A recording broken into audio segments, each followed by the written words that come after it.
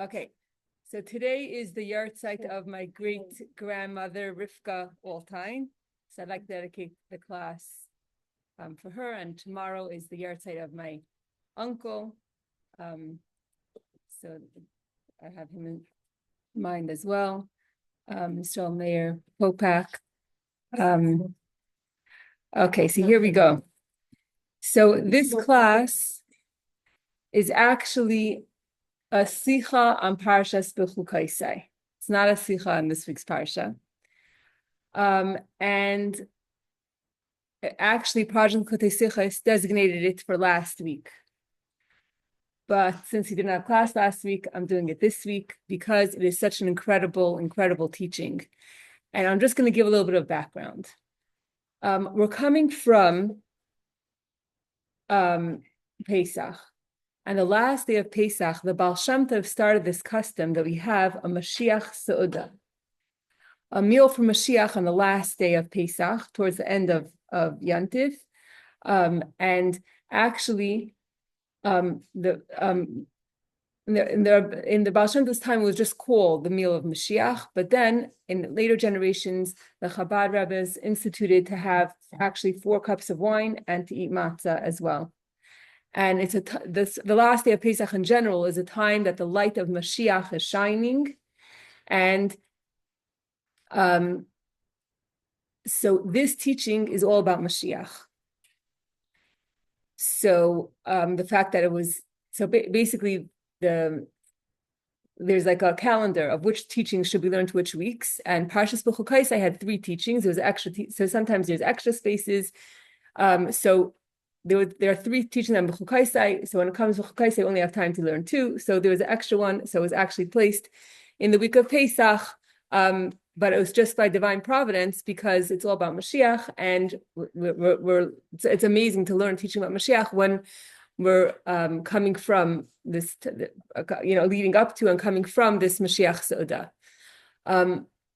Additionally, this week today is Chav Dalid Nisan, but on Chav Ches Nisan, which is this week, the Lubavitcher Rebbe said a sicha spoke very, very sharply in 1991, and he said, he was talking about Mashiach, and he said, I did everything I could.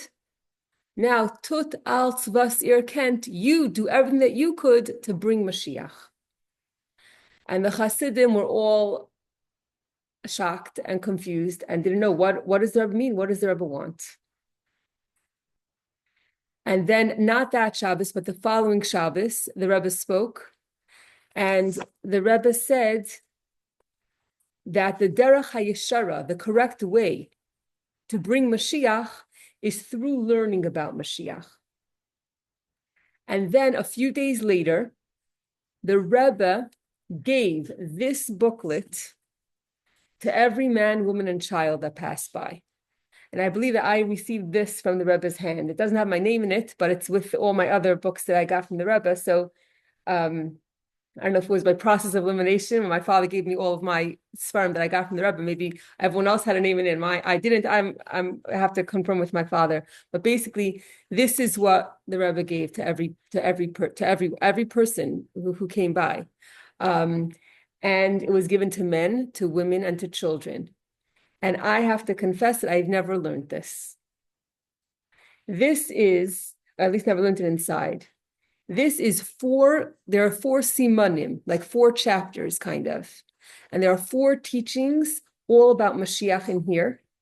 And they are based on the last 2 chapters of the Rambam. There are 14 books of the Rambam. The last 2 chapters is Hilchas Malachim, 11 and 12. The end of the entire Rambam speaks about Mashiach. And these teachings are explaining the Rambam's last 2 prakim from the Yad HaChazaka. Now, what's incredible is that this teaching of Bechukosai in the volume 27, which is the volume that Project Likkutei Sichos is up to right now, that teaching is in here. So, um, so it's actually in Siman Gimel, which means that it's the third section. Siman Gimel, it's called Shtei Tkufos B'Maaseh Mashiach, 2 eras in the time of Mashiach, and this teaching is found as well in Chelek Zayin of Likkutei Sichos, which is why why it's coming up, why we're learning it. Now, putting this on the side, a few years ago, there was a project called Tut Alts, because Rebbe said, Tut Alts Vaser can do everything that you can to bring Mashiach. There was a project called Tut Alts, and there's actually a website, Tut Alts. And a couple of years ago, there was a project to study all 4 of these chapters. And there are numerous rabbis, including my husband, who taught this.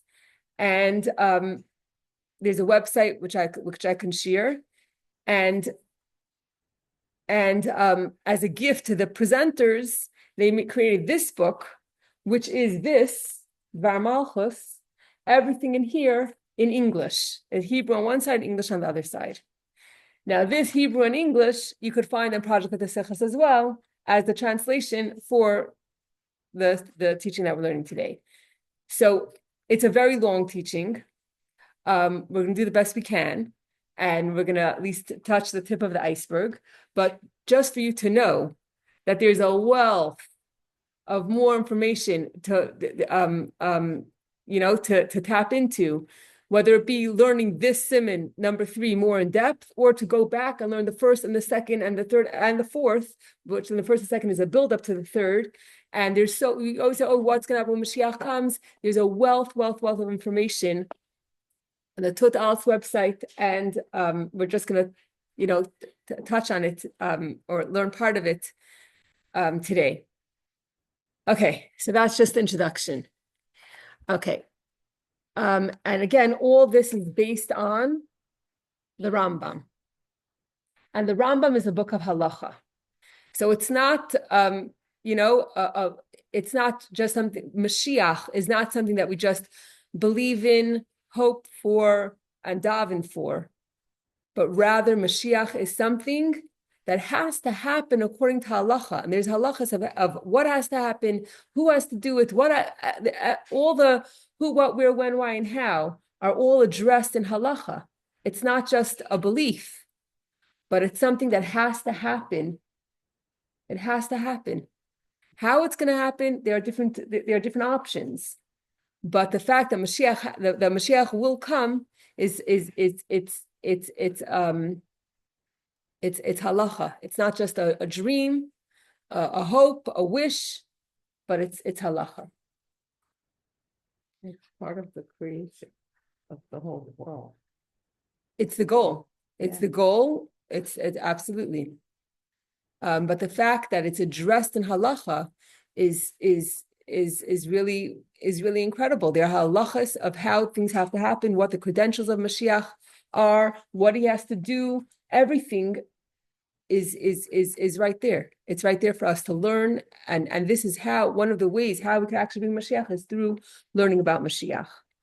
Okay, so the first thing we have to do is, again, I said it's the last 2 chapters of Hilchos Malachim of the Rambam. So in order to start this class, we're gonna start off by reading what does the Rambam actually say in chapter 12 about Mashiach. Okay, so what does he say? Kasav Harambam Meparak Hasiyam Shalach Tzmach. What does Rambam say? And this is going to raise a lot of questions. Okay, so just put on your seatbelts, okay?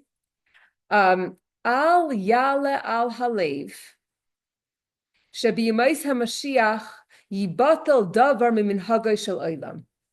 One should not entertain the notion that any element of the natural order will be nullified in the era of Mashiach.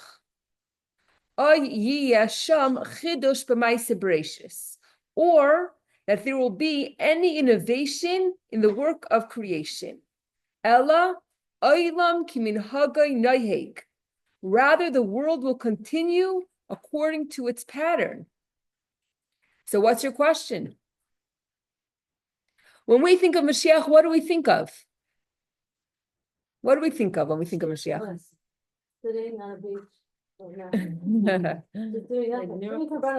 Yeah, we think of amazing miracles happening, things that are way beyond nature, things that defy nature. And here the Rambam, coming from a perspective of halacha and saying you shouldn't even entertain the thought that anything of nature is going to change. Or the time, the era after Mashiach. So now you're already coming to the answer. But the answer is the coming of Mashiach. The answer to your question is that we're talking about the coming of Mashiach. The world is going to stay in its natural state. So now you can ask a question. Welcome. What does it say in Yeshayahu? V'gar ze'evim keves, right? What does it say? When Mashiach comes, a wolf will dwell with a lamb. Now that's not that. And where did we read that? We read that in the Haftarah on Achron Shel Pesach. We said that the last day of Pesach is the day when the light of Mashiach is revealed, and we read about it in the Haftarah about what Yeshayahu says is going to happen when Mashiach comes. A wolf will dwell with a lamb. Is that natural? No. So what does the Rambam say? V'gar ze'ev, what is it? It's mashal v'chida. These words are an allegory and a metaphor. It's just a mashal. What is it a mashal for? Sheyiyu Yisrael yeshvin levetach im rishei akum. These words mean that Israel will dwell securely together with the wicked nations. Hamashulim kize'ev v'namer, who are likened to wolves and leopards. Shenemar ze'ev datatat v'yachzur kulam l'das ha'emes. As it is written, a wolf of the desert robs them. Okay, v'yachzur kulam l'das ha'emes v'la yigzelu v'la yashchisu ela yechlu davar hamutar shenemar v'aryeh datatat v'chein kol kayetze be'elu advarim b'nei Mashiach hei mishalim. In this era, all nations will return to the true faith and no longer plunder or destroy. Instead, they will eat that which is permitted, as it is written, the lion shall eat straw. Okay. Okay. Similarly, all other prophecies of this type concerning Mashiach are analogies. In the era of the King Mashiach, everyone will realize what was implied by these analogies and to what they alluded. Okay, I just read it in English this end. Okay, Rambam then continues and summarizes, our sages taught there will be no difference between the current age and the era of Mashiach except our emancipation from subjugation by the non-Jewish kingdoms, as will be explained below. Okay, so this is very puzzling to us because we're thinking of Mashiach, a time of great miracles, and here the Rambam is saying that everything that it says, it's just a mashal, it's just a parable, and when Mashiach comes, we'll understand what all the parables were. So if it's saying a lion is gonna lay with is gonna be with a lamb, it doesn't mean literally, but rather it means that the lion, those are the other nations of the world, and the lamb is the Jewish people, and we're going to be able to rest peacefully. That's what the Rambam is saying. Okay. So, sure. I said basically that, like, I assume that all the Sichos that learning about Mashiach, like he's gonna come through miracles or wars. That's what's going to bring him. And so when we're learning about the era of Mashiach, but is there like any specific quote is going to bring directly Mashiach, or just like I saw that just let's say spreading kindness and mitzvot and like bringing the light of the world, that's something that's going to bring Mashiach. But is there like directly mitzvot is going to bring Mashiach, like specific like this is going to bring Mashiach, or just in general? Like, cause let's say I learned about Mashiach only about as a concept of future. Let's say how he's gonna come, how we should behave, so he's gonna come through miracles. But I never heard about like doing specific mitzvot to bring him closer. So there are some mitzvot that say, for example, it says there are Gedola tzedakah shemekareves es hageulah. Like charity is great that it brings close to the redemption. There are certain things, and the Rebbe said by learning about Mashiach, this hastens his arrival. But yes, in general, any act of goodness and kindness that we do hastens the coming of Mashiach 100%. And it's not just something that we're sitting with our hands folded waiting for it to come, but rather the Rebbe wanted us to be on board. The Rebbe wanted us to be ready. And the Rebbe wanted us to feel that we had a part in bringing him. It's just an analogy. We're talking about analogies, but there were two brothers, and they got into a fight. They didn't speak to each other for many, many years. And then one of the brothers was marrying off his daughter. And he felt, it's time to make peace with my brother. So he invited he sent his brother an invitation to the wedding. The brother says, listen, I'm not ready to make up with my brother. There's no way that I'm going. On the night of the wedding, I'm going to put on my pajamas, right? And I'm going to have a 10-course meal, so I shouldn't feel bad that I'm not attending the wedding. There's no way that I'm going. The brother who's making the wedding really wants his brother to come. So he together with a bunch of musicians, he goes to he goes to his brother's house, and the musicians are playing music, the wedding music, right outside his window. And he hears the music, and he hears melodies that remind him of his of his father's house, of his childhood, and he's like in a trance. And slowly but surely, he goes out of his room, he goes down the stairs, he goes outside, and the musicians are walking towards the hall, and he is walking towards the hall following them. And before he knows it, he finds himself at the wedding, and he embraces his brother, and all of a sudden he realizes that he's still wearing pajamas. So when the Rebbe came and said, I did everything that I could, now it's up to you, what the Rebbe was saying is, I can bring Mashiach on my own, but how will you feel? Part of it. Right? So the Rebbe was giving us an opportunity. Every single one of us, do everything that you can to bring Mashiach and to live in a Mashiach way, which we're going to discuss what that means. And so that we could have a part of it, that we could feel that we could come to Mashiach in our finest clothing, that we're prepared, that we worked for it, that we brought it, because and we're going to see how important that is. Okay. So right away,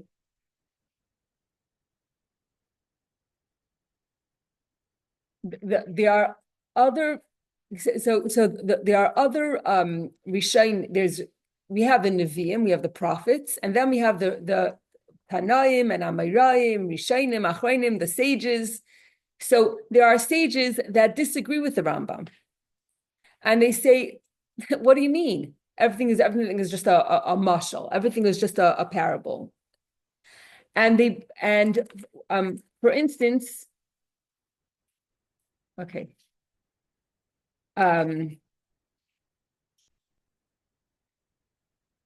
One of the people that okay,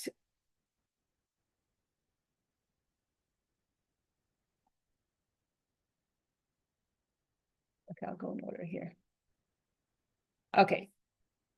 So the Rambam says nothing is going to change. However, if you look in Parshas Bechukosai, in chapter 26, verse 4, which is what I put in the WhatsApp before the class, God is saying, if you go on my statutes and observe my commandments and perform them, then I'll provide your rains in their time, and the land will give its produce, and the tree of the field will give its fruit. And if you go to Rashi, what does Rashi say? The Eitz Hasad and the tree of the field. These trees which do not bear fruit, and they are destined to produce fruit. And what is the source? This comes from Teras Kaihanim. And it says over there, of the field appears superfluous. It teaches us that even trees of the field, as opposed to fruit-bearing trees of the orchard, will yield fruit. And this is talking about the time of Mashiach. So that's one thing. Another thing, that was a Teres Kayanim. Then in the Gemara says, in the future, all those ordinary trees in Eretz Yisrael will be laden with fruits. The tree will carry its, and the verse is, the tree will carry its fruit, and the fig and the vine will give their full strength. And the Gemara says that when it says the tree will carry its fruit, carrying its fruit, not just producing fruit, but carrying its fruit, meaning that it's going to be a miracle. It's going to be a miracle that a tree that usually doesn't produce fruit will carry fruit. Carrying something is something that's not really natural. If you have to carry something, it's something external to you. The fact that it says that the tree will carry its fruit, which is another verse, from here we learn, and the fact that it says the tree will carry its fruit, and the fig and the vine. So why do you have to say the tree will carry its fruit? You're already talking about the fig and the vine. So this is talking about a tree that usually doesn't give fruit, and it will carry fruit. This is talking about the time of Mashiach. Why are we asking all these questions? We're trying to bring proof. We're asking the Rambam. We're saying, Rambam, how can you say that when Mashiach comes, everything is going to be according to the natural order of things and nothing's going to change?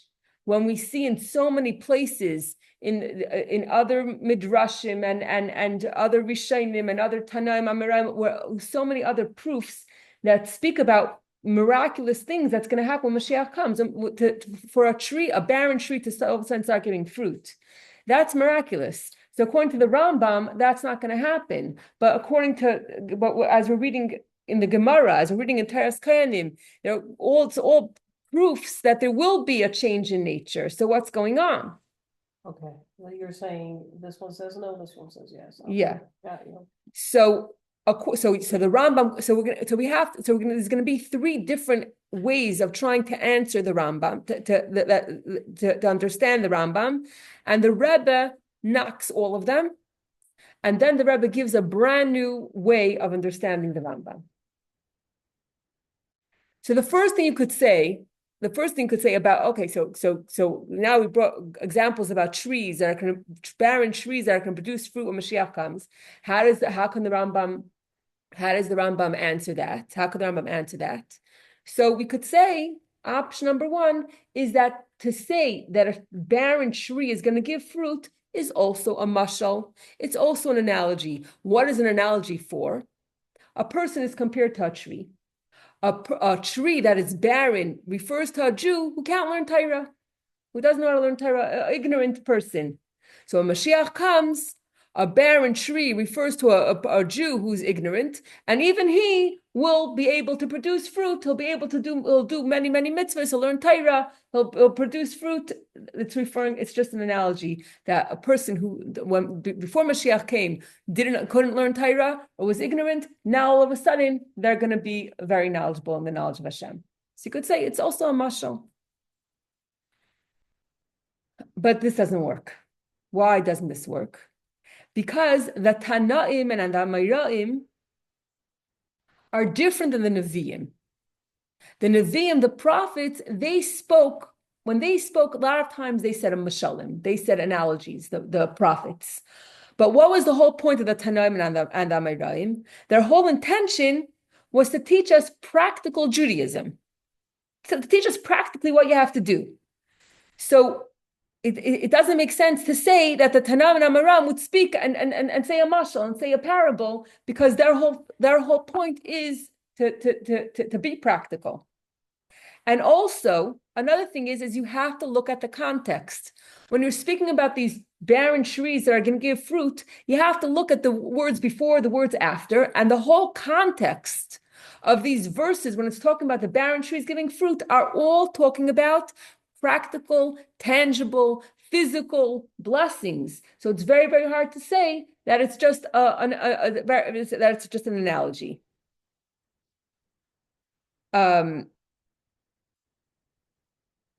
Okay. So the fact that the Rambam singles out and he says that a wolf and a lamb is just an analogy, you can't automatically assume that everything else, all the other verses and proofs and midrashim and gemaras and everything else, that it's all analogies. So we can't say that. We have to look for option number 2. Option number 2, okay, before we get to the option number 2, another one of the Ravid, he disagrees with the Rambam, and from another verse in Parshas Bechukosai in this week's Torah portion, and not this week's Torah portion, the portion of Bechukosai, and it says in verse 6, what does it say? V'hishbati chayara min haaretz. What does it mean? I will cause wild beasts to withdraw from the land. And that is talking about when Mashiach comes, either that all the wild animals will disappear, or the wild animals will be tame. And a wild animal will not cause damage, will not cause destruction. So this is also not natural. And the Ravid questions the Rambam, and he says, what about this verse? That will cause wild beasts to withdraw from the land. That can't be a parable. So option number 2 to answer this question about the Rambam. So we have the Radvaz, he comes on behalf of the Rambam, and he says, here's option number 2 that we could try to make sense of this. And he says, okay, so he says that first he says that this verse of the wild animals disappearing from the earth, you could say that it's just a mashal, just a parable, meaning that the nations of the world the wicked nations will disappear or won't bother us anymore. But then he says he has a new approach. He says, what should we believe? He should believe that there's a difference between Eretz Yisrael and the rest of the world. In Eretz Yisrael, which is Hashem's land, it says La yariu v'la yashchisu b'chol har kachi, which means they won't cause harm or damage on my holy mountain, which is talking about Israel. Eretz Yisrael is different than the rest of the world. When Mashiach comes in Eretz Yisrael, things will be above nature. There will be miracles. You'll have trees that haven't produced fruit, actually producing fruit literally. But in the rest of the world, the world will run according to nature. That's what the Radvaz tries to say. So that basically there's different rules inside of Israel and outside of Eretz Yisrael. And the Rebbe says, no, this can't be. Because when the Rambam says that there won't be any change in the world, right? He was talking about the world. He wasn't saying singling out Eretz Yisrael. So the Rambam is saying in general that there won't be any change in the natural order of things. So you can't say, oh, in Eretz Yisrael is going to be different. The Rambam didn't say that. So that's already option two that we try to answer, and we say no, that can't be. So now we're going to go to a third option of how to understand the Rambam when everyone else says other things, when there's so many other opinions about so many other verses and midrashim about miracles that are above nature. So a third option of how to deal with it is to say that when the Rambam says, what does the Rambam say? When the Rambam says,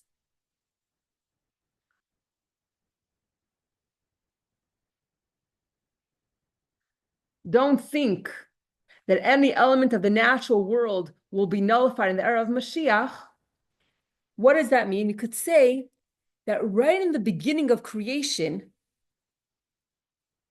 there were no barren trees. All the trees did give fruit. And in the beginning of creation, animals didn't devour other animals. They were tame. So what the Rambam means is that there won't be any new surprises. We're just going to go back to how it was in the first few hours of creation. So when he says nothing is going to change in the order of creation, he means we're not reinventing anything. We're going back to what originally was. But the Rebbe says, no, that can't be either. Because when the Rambam says that nothing is going to change from the natural order of the world, he's talking about the world that we live in now. He's not talking about the natural order of the world, which lasted a few hours.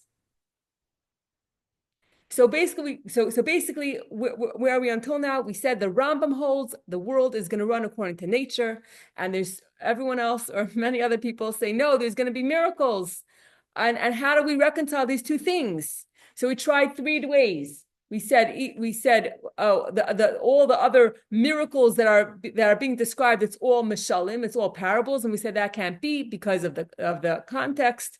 It has to be talking about. It has to be talking literally, and then we tried to say, oh, maybe there's a difference between Eretz Yisrael and the rest of the world, and the Rebbe said, no, that can't be, that's not possible because the Rambam didn't say that. And again, the third thing to say, oh, maybe the Rambam means there's no change because in the natural order of things, because the Rambam refers to what was the beginning of creation, and again we said that can't be because that was only a couple of hours. And the Rambam was talking about the world that we know today, that world is not going to change. Okay. So putting that aside for a second, we're going to have even bigger questions. And the biggest question is not only is there so many other opinions saying that what about the miracles that are being described, but the Rambam himself, in three places at least, three places that Rebbe brings here, the Rambam himself says that there's going to be miracles. So he's contradicting himself. In other places, in the Geras Tchias HaMesim, he is contradicting himself. So what are the three things that the Rambam says? The Rambam himself rules that all the Nevi'im only spoke about Yemais HaMashiach, but no one knows what Olam Haba looks like. Which means that Olam Haba is coming after Yemais HaMashiach, and Olam Haba is a time of incredible miracles. So he himself is saying that there's going to be a time where there's going to be a time that called Olam Haba, which we have to understand what that means. See, when we say Olam Haba, we think of after a person passes away, the neshama goes to Olam Haba. But then there's Olam Haba, which is Tchias HaMesim.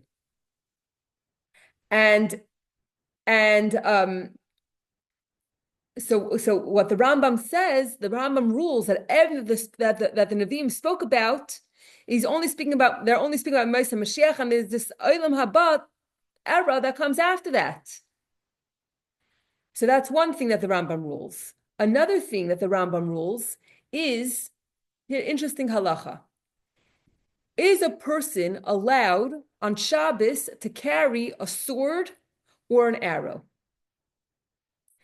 So just if a woman so there are different opinions. Ultimately, everyone rules that you can't, including the Rambam says that you're not allowed to carry a sword or a bow and arrow on Shabbos. Why? Because it's not like women's jewelry.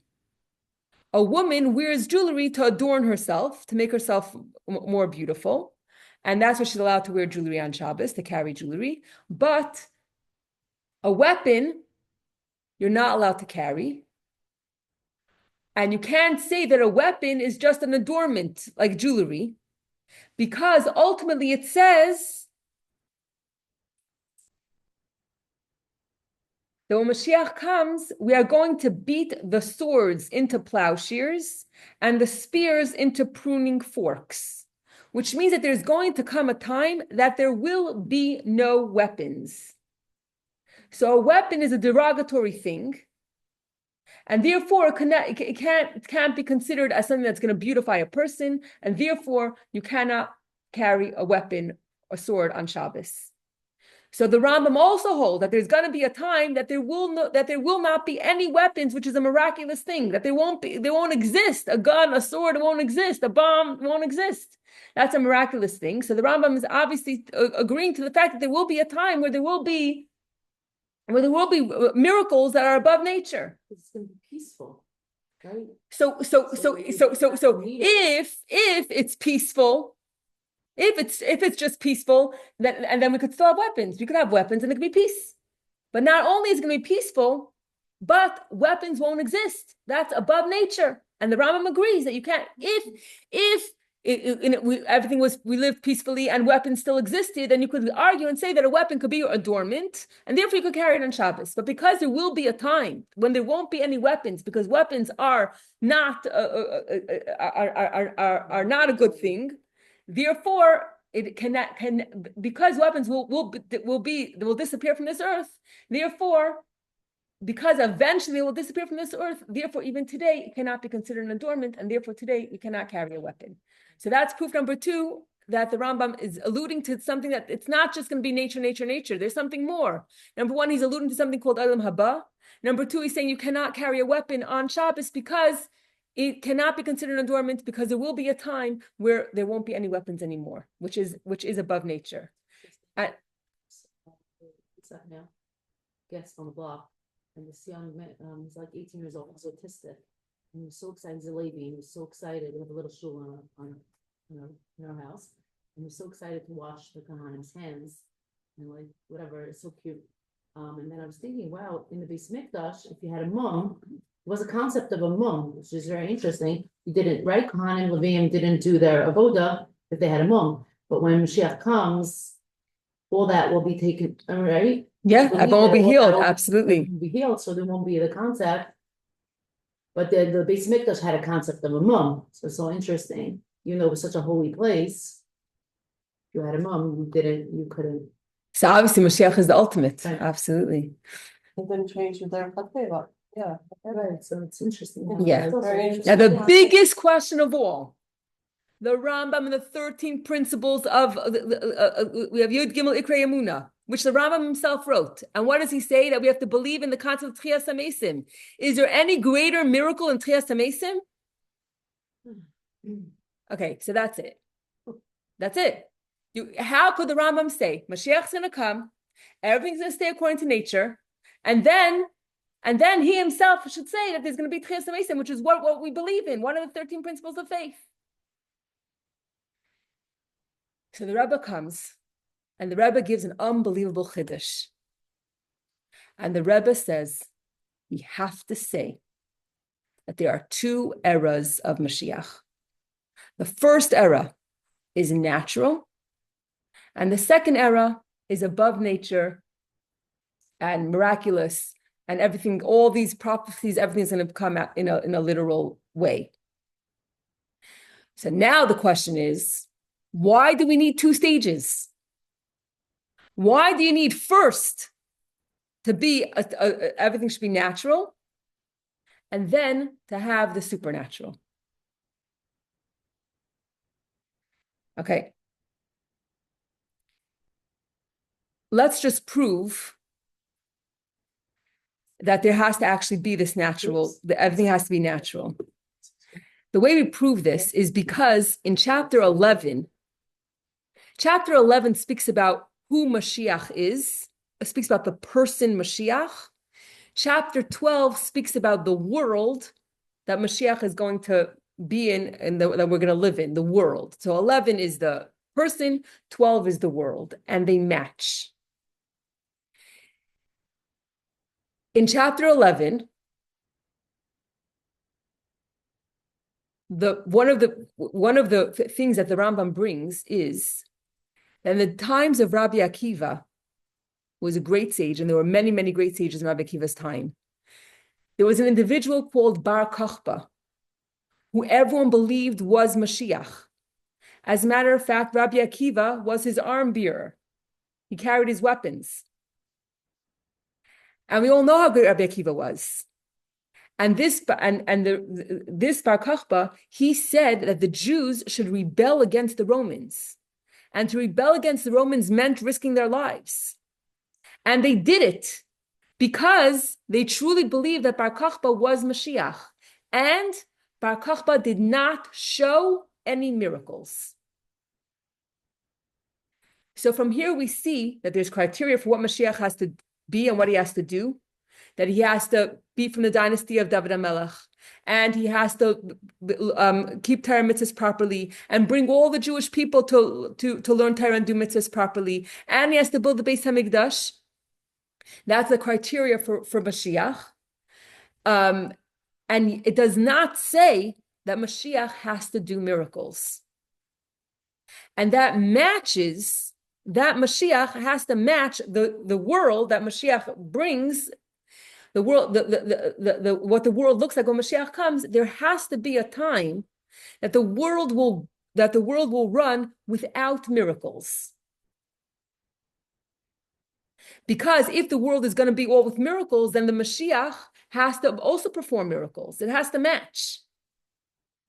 Why is it necessary for there to be a world without any miracles? And the Mashiach doesn't have to perform miracles in this first stage of the coming of Mashiach. And the answer is that we have to understand what is the core definition of Mashiach. What is Mashiach? The whole purpose of Mashiach, the core definition of Mashiach is that every single Jew will have the opportunity and the ability to perform all the mitzvahs, to learn Torah, and to be completely connected to Hashem. And all that has to happen in a natural world. That is the purpose. The purpose is that in this world, in this physical world down here, that every single Jew should be connected to Hashem. That is the greatest miracle. And that's why when Mashiach comes, the first era of Mashiach has to be in this world with no miracles, just the ability for every single Jew to connect and be one with Hashem and to be able to know that they're Jewish, believe in Hashem, fulfill all the mitzvahs and learn Torah. That is the core, most basic definition of Mashiach. And the Rambam, who's a book of halacha, has to bring us the core definition of what Mashiach has to look like. It doesn't matter what we do.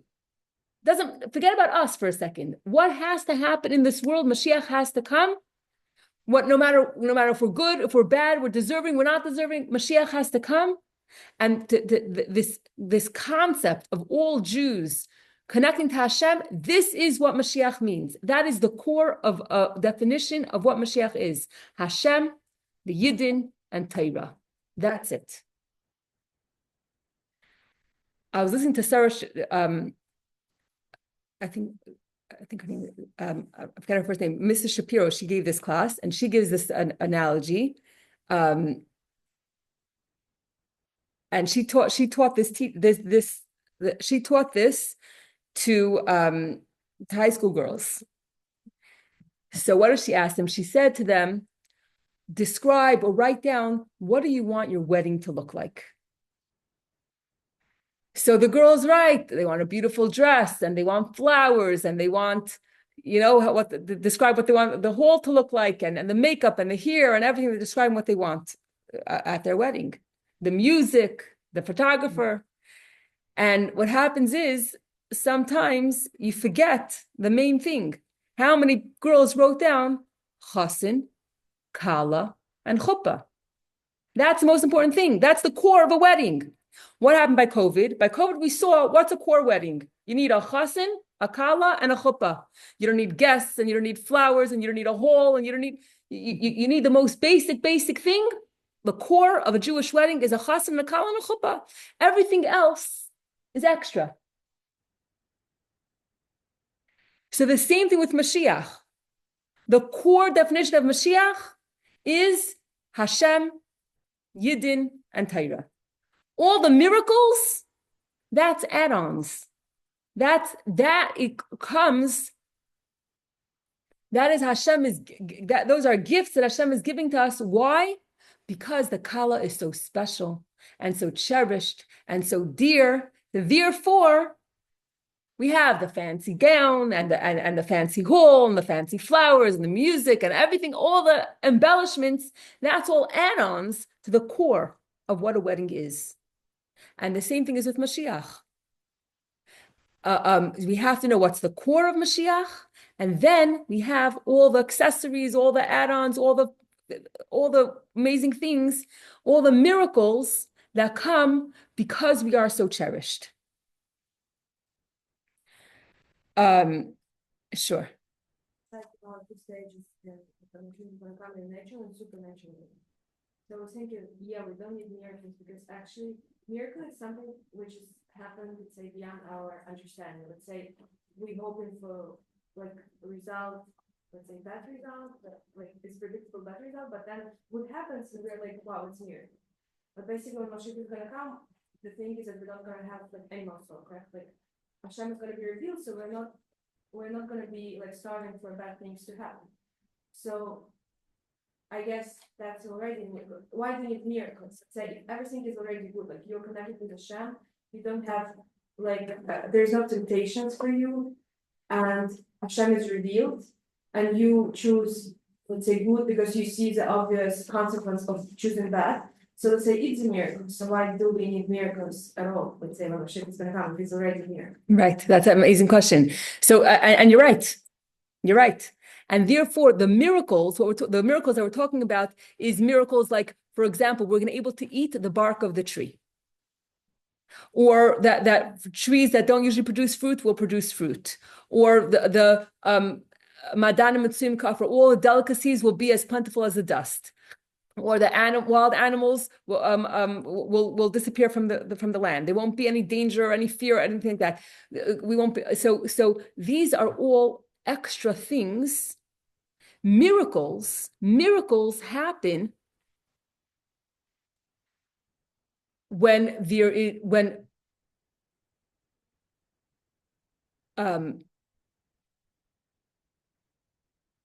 okay. A lot of things are coming to mind. What is a miracle?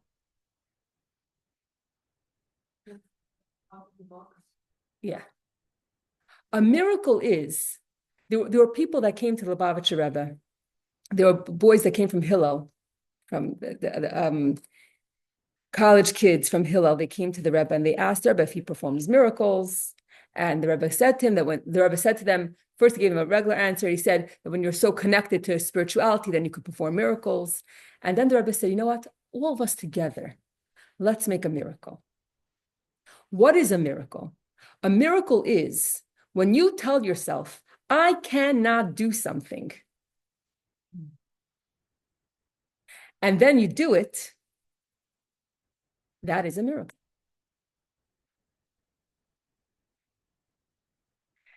And when there is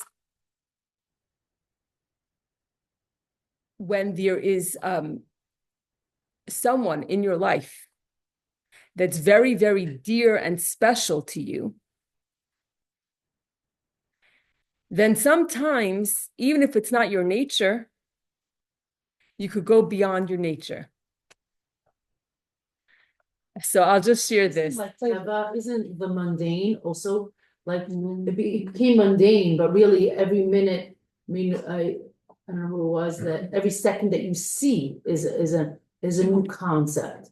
Every second. Nature is living miracles. You're Right, saying it's a miracle. Yeah, Talk so about the real we're miracles. tapping into the True, that nature all of the miracles miracles are also. there and they come to life. This is like fierce racing, but I Yeah. think it is as natural because that happens Right. every year. Yeah, but I don't know When what I you're saying. when I go according to my nature, I'm going according to my nature. When I could go rise above my nature, that is a miracle.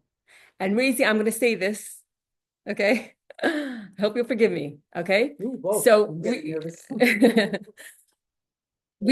so Baruch Hashem, my daughter's engaged, and all of a sudden I'm seeing the prices of things here, makeup, whatever. I'm like, totally whatever.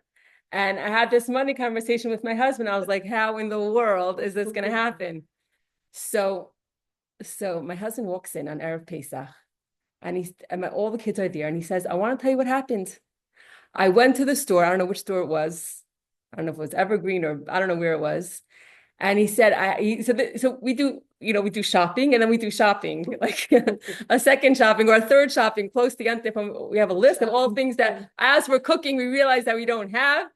And my husband went shopping, and he says, I was in the store, I had my full shopping wagon, and someone came over to me and said, I am going to pay for all of for your entire order. Now you tell me. And that was her husband. And not only that, but he said to my husband, he said, do you have wine for Yantif? So my husband said, no, that's my next stop. So he took my husband to the wine store, and he said, take any wine you want. And he said, I'm not going to even know what you took because I'm taking a lot of wine for myself, and I will not know what you took. Take however much wine you want, I'm paying for it, it's on me. So that is a miracle. That is a miracle. Now, so my husband was so, he was so, that's what it means, a miracle. A miracle means when a person goes above their nature, maybe it's not above his nature, maybe it's just a tzaddik. But I'm saying to go above your nature and to tell someone, buy any wine you want, take as many cases of wine as you want. And he knows that we have a Chabad house and it's not just us, and we have plenty of guests, etc.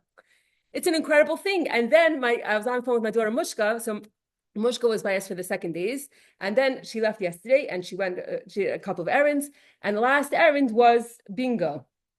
And my husband, he was doing other errands and other things, and he also landed in bingo to buy, the snacks and the bread, whatever it is. And my husband comes to bingo, and he sees my daughter and son-in-law and the baby. And my husband paid for their entire order. But I'm saying it takes going above your nature to do that. It's incredible, and that's a miracle. So my husband comes home and says, there's a miracle. Someone paid for all my groceries. First, he didn't say who it was, but then somehow it came out. But I'm saying, so for my husband, it's a miracle that someone just offered to pay for everything. He didn't even tell his wife. Usually find out. So it's a miracle. For us, it was a miracle, and it's because when someone goes above their nature, then that is a miracle. That is a miracle. I'll tell you another miracle. So comes Chol Hamoed, and my daughter receives in the mail a gift from the chassan's mother, from the chassan, whoever. So I'm like, okay, we got to do something. And the pressure's on, right? Oh. And not only that, but she'll help you. So Mendel the chassan, his birthday is on Shvi Shal Pesach. So now, okay. So now my husband says, okay, let's get a becher. Now it's Chol Hamoed. I call my mother. I said, so that night I'm on the Elite Sterling's website in Crown. The Elite Sterling is a silver store in Crown Heights. I'm on the website looking for a becher. I found something that I really liked. And my husband said, Hani, if they're closed on Chol Hamoed, you're wasting your time. I was like, okay. The next morning, I call both stores in Bar Park. Of course, I pick up the phone. They're for sure closed. I call my mother. I said, Ma, do you happen to have the owner of the Silverstone Credits? You happen to have a cell phone number? Maybe he could, I don't know, get us a becher somehow. Mother said, Hani, forget about it. It's not happening. Everyone's in Florida. You're not getting a becher. It's not happening. So I was like, okay. My husband said I'm wasting my time. My mother said it's not happening, impossible. I said it's happening. I went on the WhatsApp. Gitti responded to me. I wrote on the WhatsApp, is there any silver store that's open on Chol Hamoed? So Gitti responded to me from AI, all the silver stores. Someone reached out to me and said, I know of a number of the owner of a silver store in Lakewood. He's a really nice guy. He'll help you out. Call him. So I WhatsApped him. He was on a Chol Hamoed trip. We were on a Chol Hamoed trip. He said he'll open up the store for me after hours to get a becher for him. Okay, so he's 5:15. He sends a message. I'm available now. I'm still 2 hours away. We're in Pennsylvania on a Chol Hamoed trip. I said I'll be home by 7:15. And now it's already 7:00. And now again we're in bingo in the parking lot buying food for supper. And now it's 7:15. So I text him. My husband's in bingo. I text him. Okay, can I meet you at the store at 8:00? Now the store is in Howell by Amazing Savings. I figure it's gonna take me a half hour to get there. I'll be home in 15 minutes. Right? From bingo to my house is 7 minutes. I'm giving myself a couple minutes extra time. 8:00 I'll be there. He says, fine, make up with me 8:00. My husband comes out of bingo with the shopping cart, and all of a sudden there's a cell phone on the floor next to my car.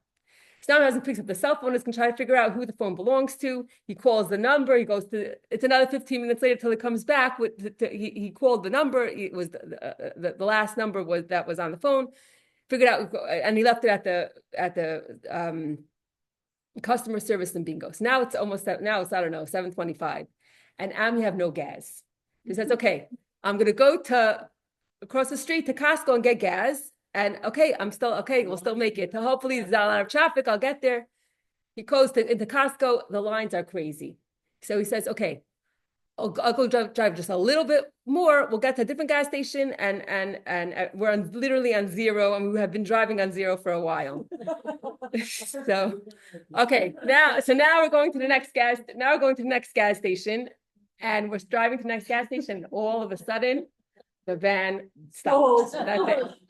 I'm like, okay, now there is no way I'm getting to that silver store by 8:00, and I feel so bad because the guy's being so nice. And my husband, like, he thinks fast. He says, Hani, I'll call you an Uber. Take an Uber and go to Howell. I said, no, I don't need an Uber to Howell. Just get me an Uber to the house. Okay, first he's calling Chaverim to get him gas. Get me an Uber to the house, and I'll take my van, and I'll go to Howell and come back. Fine, the Uber comes. I get into the Uber. I get home. I get into my van, and I got to Howell at 8:02. Wow. And I got the most gorgeous becher. And then we had to overnight it because whatever. Anyway, live in Florida. Okay, so I won't tell you how much that cost to overnight the becher. But anyway, his mother sends me a message yesterday. His mother sends me a message.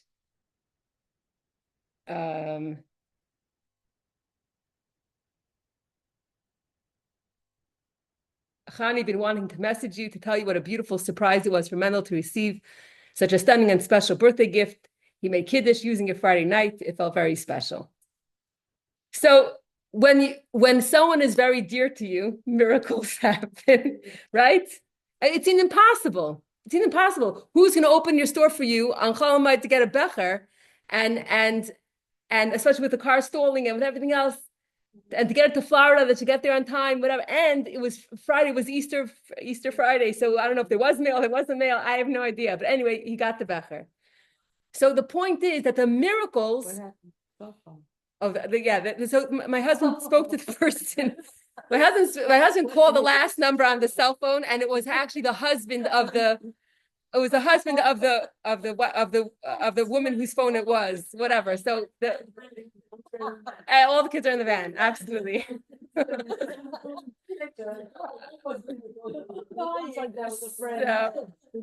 American dream, and I Didn't realize I gave my son the car. So Oh, for God. me, when I gave it to him, it was full gas. So when my friend was driving my car, I had no idea that it was going low, low, low. People were like, "What did you do about it?" It's a lot. That It's a was lot. a man, the question is, was that a man-made miracle? Like, meaning you didn't, Her did car's you need to full. rely on a miracle? It was too much. So then we had a question. Then we had a question if we should overnight it for $200 or ship it regular for 75, but then it'll come on Shabbos. And my son-in-law, Uziel, was in the house, and he said, if you're doing it, you do it all the way. And we went with him and we overnighted it. Oh. So what I'm saying is, you could argue, is it a miracle that it got there or not? But where did it come from? It came from a place of, there was someone very special that we wanted to do something for. And then it happened. It was a miracle. It was a miracle. There's so many miracles. So what I'm saying is, when there's love, then there are miracles. So when it comes to Mashiach, the Rambam is coming to tell us there's two possibilities. Possibility number one is that we're worthy.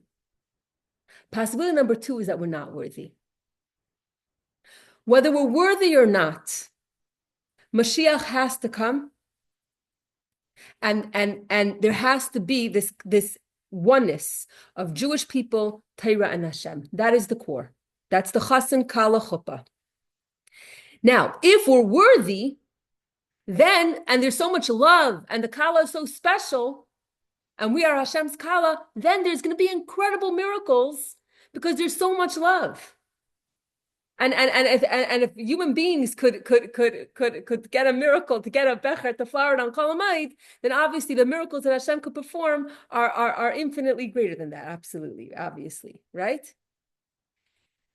So all the miracles is an add-on to the core of what halacha states what Mashiach has to be. So how does it work? How does it work? When Mashiach comes, if we're not worthy, then we have the basic package. The basic package is Hashem, Torah, and Yidden, and at least we have the core. That's the definition of Mashiach. Then what happens is, if we weren't worthy, what happens is, once there's no one bothering us, there's no worry of finances, there's no worry how you're going to pay for the wedding, there's no worries and fears or anything like that. And all of our occupation is only to learn Torah whole entire day. What is going to happen? We are going to become who we really truly are, because we have the ability. Every single Jew at their core is connected to Hashem. We're not creating something new. That's who we really are. So when we don't have any obstacles, any Yetzer Hara, any temptations, any physical challenges and health issues and parnasa issues that are bothering us, and we're able to just sit and learn Torah whole day, what's going to happen? We are going to become our true selves. And then when we become who we truly can be, who we truly are, then of course we're going to be dear and special to Hashem. And then what follows that automatically is all the miracles. You could have a girl who doesn't come from a very supportive home and had a lot of struggles in her life. But then comes the day of her wedding, or comes the time of her wedding, and she gets support. And the night of the wedding comes, and even though if she had a very difficult childhood or difficult teenage years, whatever it is, the night of her wedding, she is who she really is. She's dressed she's beautiful, gorgeous like a kala. She is the kala, even though there were so many hardships along the way. So once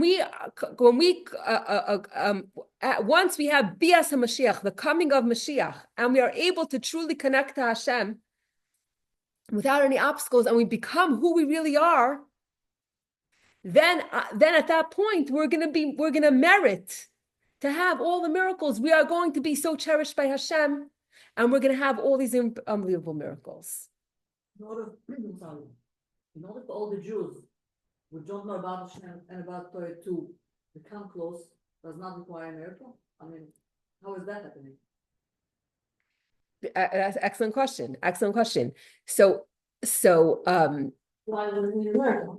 Meaning everyone has Just one shot. inside. As long as a Jew is revealed to Torah, How so they are so far away, they're so that's why we have Chabad and what they're doing, because as soon as they are able to be exposed to Torah, the Neshama lights up and they're able to be aware of Torah. Then it becomes a bechira if they choose to take the light of Torah. So that's not a miracle. Bechira is not a miracle. because the exposure is the natural way which is gonna bring. A Jewish person who has neshama will automatically want the When neshama there's no wakes up with temptation, when there's Torah. holidays, okay, so But that's. we have our desires.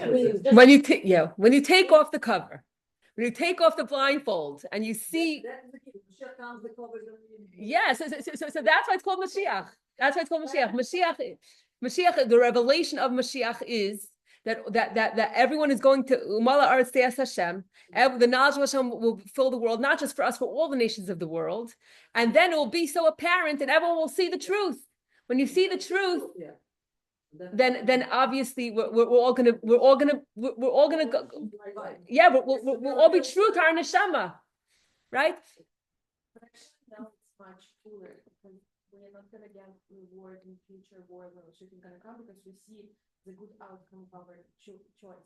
But now when you choose like Hashem in a world of, like let's say go to Manhattan and you don't see Mashiach there. And you choose still to be religious, that's Mashiach. Okay. Cool. Like you don't have, you still have so big like the Torah, but you choose Hashem, that's new. Amazing. It is a miracle. So this is excellent. What you said is amazing. So this is what the Rebbe demands of us.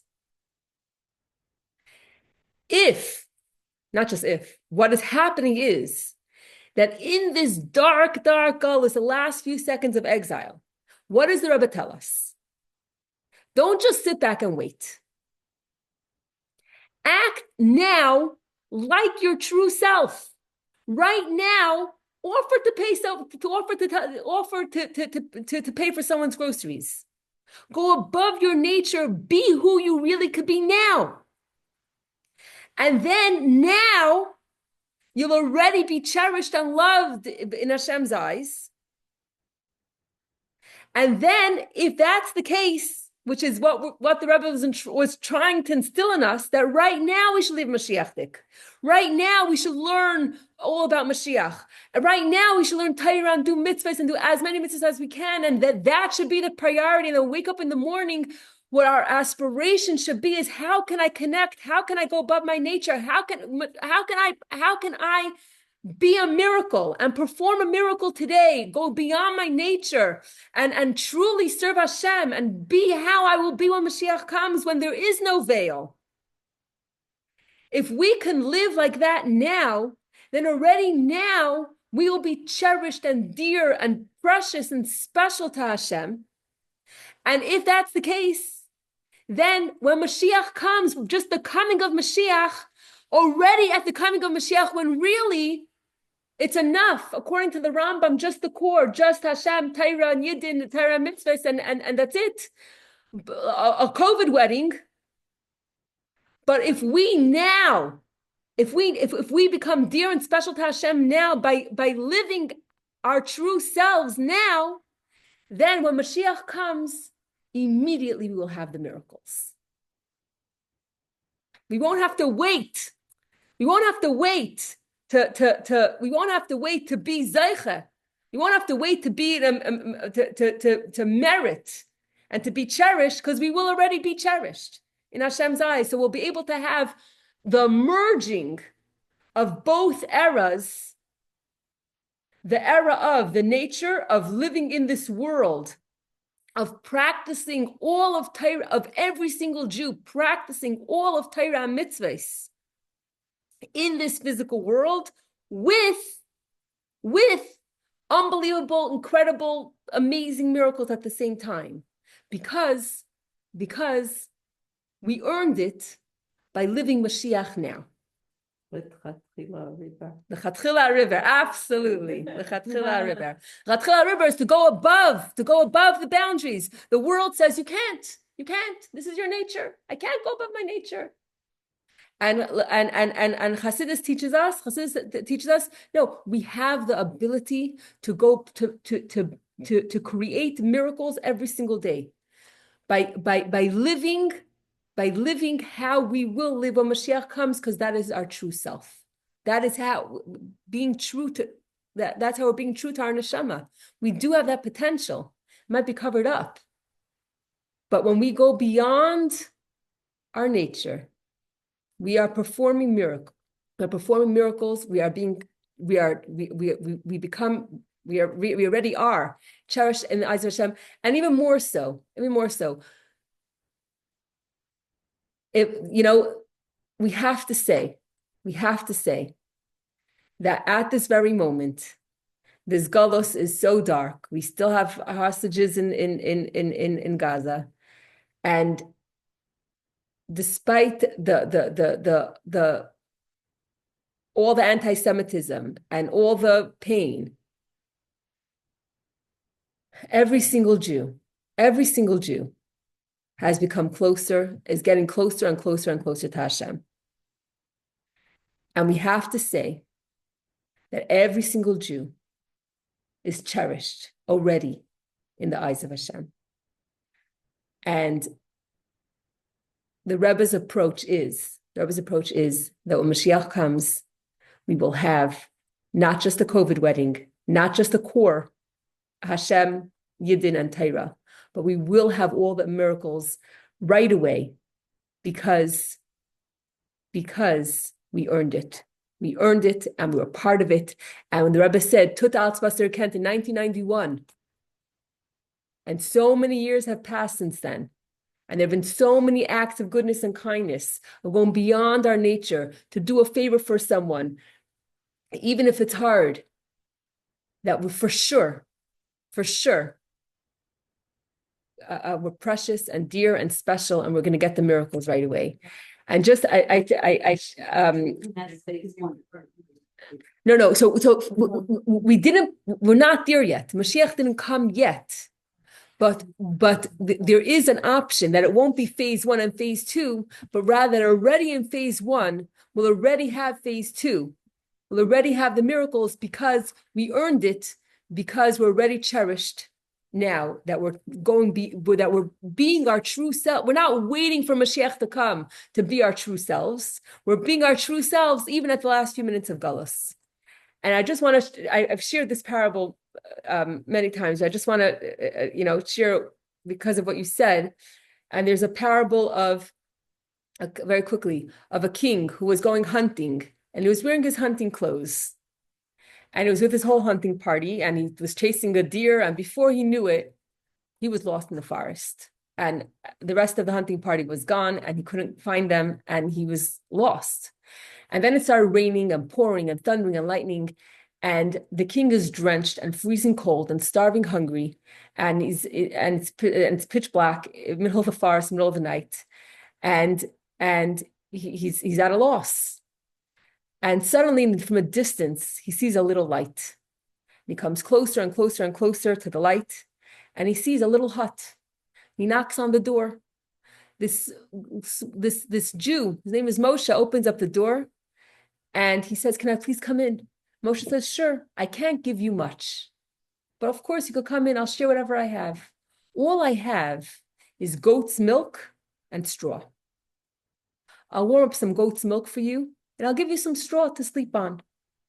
And the hunter is very happy, and he sleeps and drinks and he sleeps. The next morning, the rain is gone, the sun comes out, and this Moshe, this Jewish guy, he shows the hunter the way back to the city.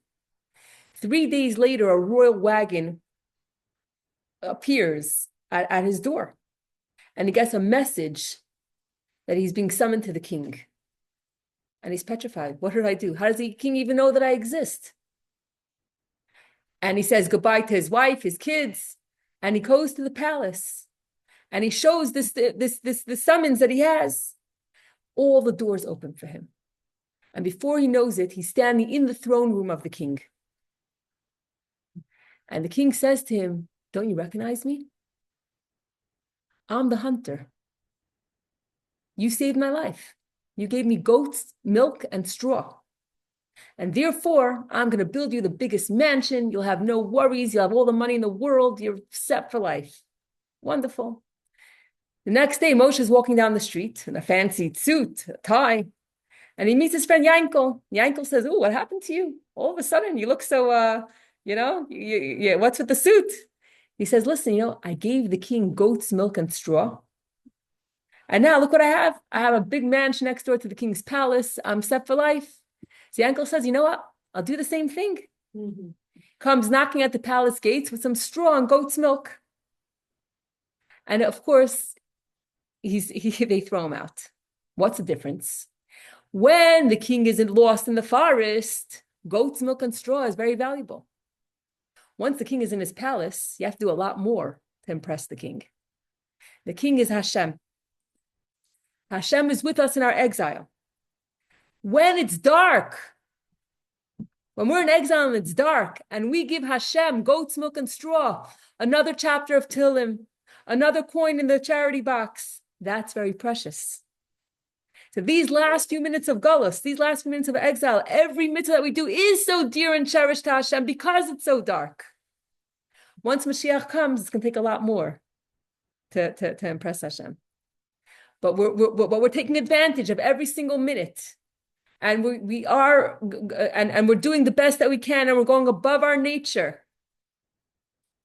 And just like the goat's milk and the straw is so cherished in the king's eyes, our little mitzvah is so cherished in Hashem's eyes, and we are cherished, and therefore we will merit that the two stages, there's the coming of Mashiach, the immediate coming of Mashiach, and then there's stage 2 that happens after. But we will merit to have the miracles of stage 2 right away, because we are so cherished like a bride now because of what we do.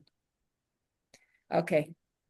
Thank you for coming on this journey, and I will post on the WhatsApp the links to Tut Alts and to this particular. You can hear many rabbis teaching this, and there's so much more. This is just one segment of 4. Ashenu, we're so lucky. Thank you. It's interesting because I would just the opposite. It's your nature, like it's my husband's nature to do that. So it's not above his nature. But if it's your nature, look for it. Because I had this interesting story. A family friend lives in Muncie. She literally has no money. At one point when she was living in Lakewood, we got people to literally pay her groceries. She had a bill in the grocery that she was so covered, like for a few years. It was like paid out in the groceries. Anyway, so my son went to yeshiva there, and I needed someone to, like, if he needs his laundry done, something like a little care, like a supper to take him out, like, And so I called her one day that he wants supper. So she tells me she doesn't mind picking it up, but she literally, it's Thursday night at 7:30. She doesn't have, her husband didn't get the paycheck yet. She didn't even do grocery shopping. Okay, so first I send her my credit card and I say, buy your whole family supper. Okay, fine, first things first, And then I told my husband, I don't have the liberty, it's not my money. I don't have the liberty of, telling her she could buy groceries. For my husband, and he goes, of course. Pull her right back and say, you can use my thing. She couldn't even believe it. And then my husband made it sound like I was like so amazing. I said, it wasn't like, it's not my money. If it was my money, for sure, I would be, you know what I'm saying? I would. So the same thing, like if I want to, let's say a family member's kid is getting married, and I had this one, it's just very interesting. I had this thought this morning that like, I can give her a credit card. Let's say I buy her a gift card to like a place that sells dishes and everything for the shower state, right?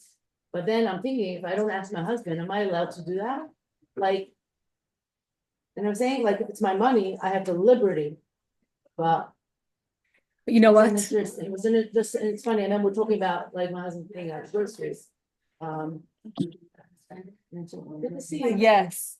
But you absolutely take the credit because some wives are supportive of the stuff that their husband gives, and some wives, say, "Oh, what about the vacation? What about this? What about that? What about my jewelry?" So that So give yourself a pat on the back that you are a partner with your husband in his chesed. Absolutely. It's interesting, like the question is like literally, I love like I used to when my kids were little, my sister had the same age kids, like 2 boys or 3 boys, the same age as my 2 3 boys. Literally, whatever I shopped for her, I shopped. Like whatever I shopped for me, it was the same size as the 3 boys, and I would just like make her a bag and whatever. Like here, I just went shopping and like, by the way, here. The question is, it's no, but it wasn't. It's not my. If it was my money, I would also do the same. So it is my nature. 100%. The question is, how much do you have to ask your husband permission? You know what I'm saying? Like no, because there's sometimes you collect tzedakah and like they say like, oh, I have to ask my husband. I'm thinking is when you spending like $150 on kids' shoes, I don't know that you're asking your husband, should I buy the $100 shoes or $150? You're just buying it. So I think if you have a leeway with a credit card that like, I don't think you have to ask your husband for $18 to give me my. Exactly, yeah, so the $18, yes, but against other numbers, right, so I mean, that's my line. Meaning like, $18. within certain number, I have the leeway to give it, you know what I mean? If you have this one. Meaning if I was in that So you all gotta do I haven't been just in that store I bought myself Pesach dishes, it wasn't a King's Rent, it was really not expensive. And I was thinking to my niece, like, really, I could just swipe the credit card, because my husband wouldn't know if it's for me, maybe I'm buying myself another set. Question me, you know what I'm saying? It's like, so instead of buying myself dishes, I wanna buy myself regular dishes, like, because half of them broke. And I'm like, no, forget about it. Blanca, you want a coffee now? So It's amazing. It's amazing. But ultimately, like there could be any cause that's collecting for whatever the cause is, right? So your husband saw it on status, and then you saw it on status, and you bring it to your husband's attention, and your husband he's happy that you brought it up to him. He would love to give to that. He would love to give to that cause, but then it just slipped his mind. But then you bring it to his attention. He's like, for sure, let's give. You know what it is? So a husband and wife, you are one. You are one with your husband, and the fact that you are one, and the money that he spends it does affect it absolutely affects you.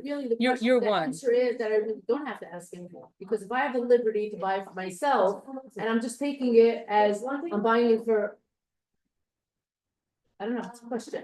But if this particular family member, if I ask my husband, like, I don't know that, also when you come from a large family or something, siblings have a lot more.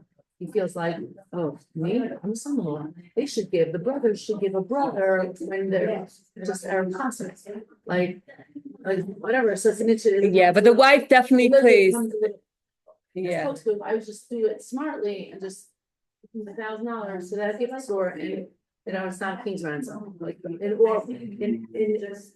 every case is I'm saying, the realm of making a wedding, buying dishes and glasses is like not even a dent, And so every case is individual, but ultimately you and your husband are one. You're one unit. It just doesn't surprise me. And even when I hear about my kids, like little festive things, and I'm so proud, and I was surprised that someone called me to tell me about, like, my son Shai did some chesed with a young boy. I wasn't surprised that when I thought about it, but I was surprised that I got all the best. The baby. Oh, goodness. And then,